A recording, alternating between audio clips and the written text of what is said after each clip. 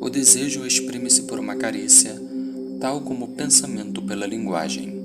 Essa frase do filósofo francês Jean-Paul Sartre define bem a necessidade básica que os humanos têm de externalizar os pensamentos por meio das palavras. A linguística, campo do conhecimento científico, é responsável por estudar a linguagem. Mas, afinal, qual é o significado do termo linguagem? Alguns dizem, por falta de conhecimento, que a linguagem é língua. Entretanto, segundo Mário Eduardo Martelotto, em seu conceituado livro Manual de Linguística, linguagem e língua seriam coisas diferentes, mas complementares. Isto é, enquanto que a linguagem seria a habilidade humana que possibilita a formação de palavras, a língua é um conjunto de sinais sonoros compartilhados por um grupo de pessoas. Cada pessoa interage em dois mundos, um externo captado pelos sentidos, ver uma árvore, e o outro interno que é realizada pela mente, pensar em uma ideia de árvore.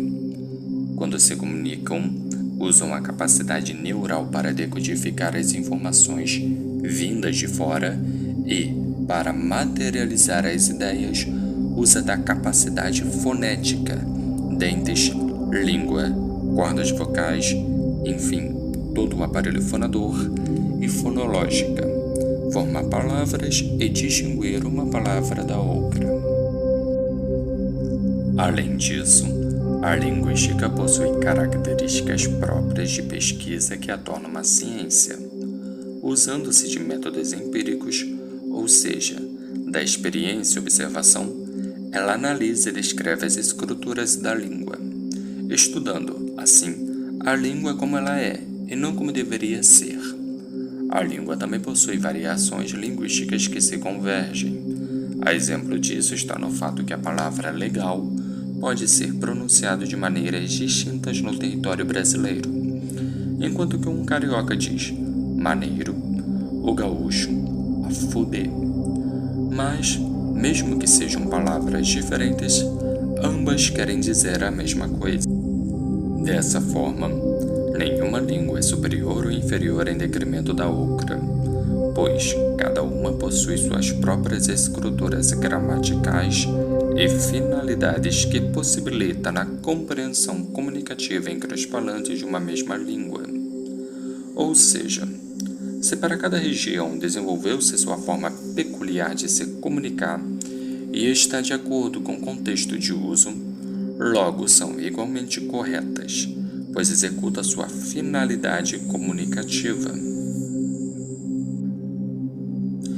Entretanto, essa ideia nem sempre foi a mesma.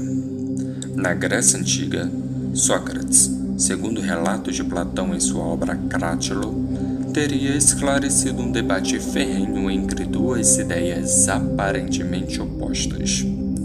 Uma dizia que, segundo uma visão pré-socrática, a língua seria uma manifestação natural, física, enquanto que a outra dizia que não, pois se tratava de uma criação humana, tese. O patrono da filosofia, então, teria supostamente conciliado as duas teorias, já que a língua é tanto natural, uma vez que executa seu papel comunicativo, quanto uma convenção, já que, certamente, foi criado por alguém, seja humano, seja divino. Os gregos também acreditavam que sua língua era uma forma ideal de comunicação, na qual era superior às demais. Uma das formas era a retórica, na qual era usada especialmente por oradores, pessoas da classe alta, para convencer a plateia na ágora, com objetivos puramente políticos.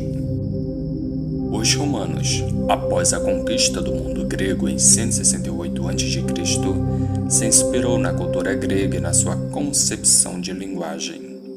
Essa forma de pensamento se perpetuou durante boa parte da Idade Média, dada pela expansão do catolicismo na Europa.